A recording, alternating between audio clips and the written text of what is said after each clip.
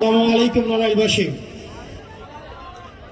আমরা গতকাল খবর পেয়েছি আমাদের একটা নির্বাচন যে কমিশন আছে, আমাদের আগেও তো একটা নির্বাচন কমিশন ছিল, হুদা নির্বাচন কমিশন, রকিব নির্বাচন কমিশন। আমাদের নির্বাচন কমিশনরা দিনের ভোট তারা রাতে করে দিয়েছে। তারা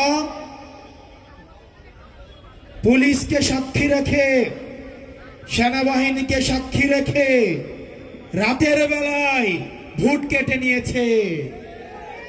কবর থেকে এমন শুনেছি মরা মানুষ এসেও ভোট দিয়ে গিয়েছে। আমরা এমনও শুনেছি দাদা দাদি 20 বছর আগে মারা গিয়েছে, উনিও নাকি ভোটের লাইনে এসে ভোট দিয়ে গিয়েছে। এগুলা ছিল হুদা কমিশনের কাজ। এই হুদা কমিশনের নুরুল হুদা, এই নুরুল হুদার পরিণতি কিন্তু আজকে জাতি দেখছে। জুতার মালা গলায় দিয়ে আজকে উনি কারাগারে নিক্ষিপ্ত হয়েছে। প্রিয় নড়াইলবাসী, গতকাল আমাদের নির্বাচন কমিশন বলে দিয়েছে শাপলা মার্কা নাকি আমাদেরকে দেওয়া হবে না।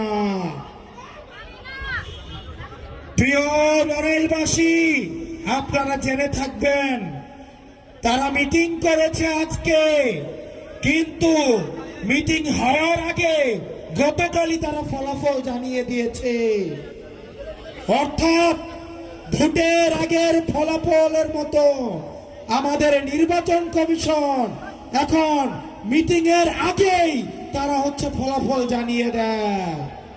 আমরা ধিক্কার জানাই এই নির্বাচন কমিশনের দ্বিচারিতাকে।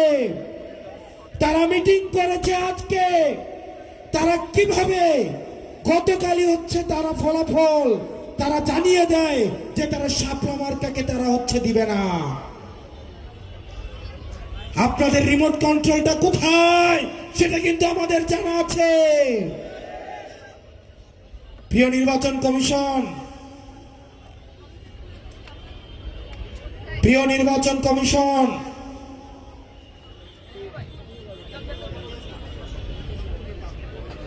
আমরা দেখতাম নির্বাচনের আগে জিএম কাদের যায় ভারতে, এরশাদ যেত ক্যান্টনমেন্টে গলফ খেলতে।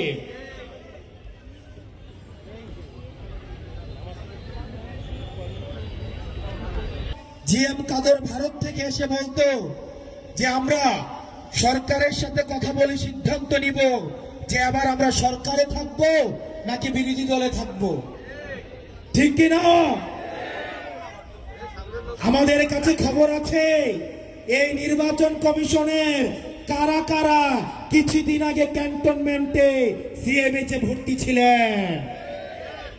আমাদের কাছে কিন্তু খবর আছে। এরশাদকে যেভাবে গলফ খেলতে নিয়ে যেত, ঠিক একইভাবে এখন অনেককেই ধরে ধরে সিএমএইচে নিয়ে যাওয়া হয়। কোন জায়গা থেকে পরিচালিত হচ্ছে রাজনীতি যে কোথায় চলে।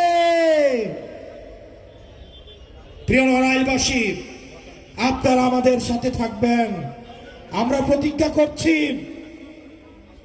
অতীতের যে রাজনীতিক যে ধারণা ছিল, যেই খেলা ছিল, সেই খেলার নিয়ম তো পাল্টাবই, খেলাকেও পাল্টে দিব।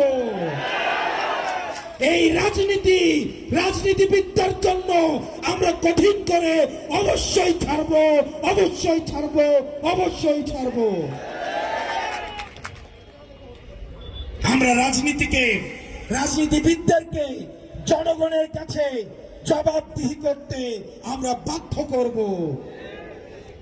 রাষ্ট্রের প্রতিষ্ঠানগুলোকে আমরা জবাবদিহি করতে বাধ্য করব।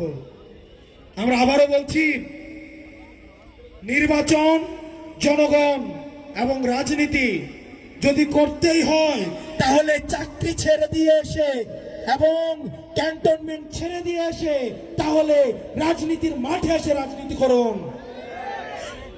গলফ খেলিয়ে, হসপিটালে ভর্তি করিয়ে যারা রাজনীতিতে যারা ইন্টারফেয়ার করার চেষ্টা করছেন, আপনারা ফাউল করছেন, খুব শীঘ্রই আপনারা রেড কার্ড দেখবেন। প্রিয় নড়াইলবাসী, আপনারা ভালো থাকবেন, সুস্থ থাকবেন। আপনাদের সাথে খুব শীঘ্রই আরো দীর্ঘ লড়াই আপনাদের সাথে দেখা হচ্ছে। আসসালামু আলাইকুম ওয়া রাহমাতুল্লাহি ওয়া বারাকাতুহু।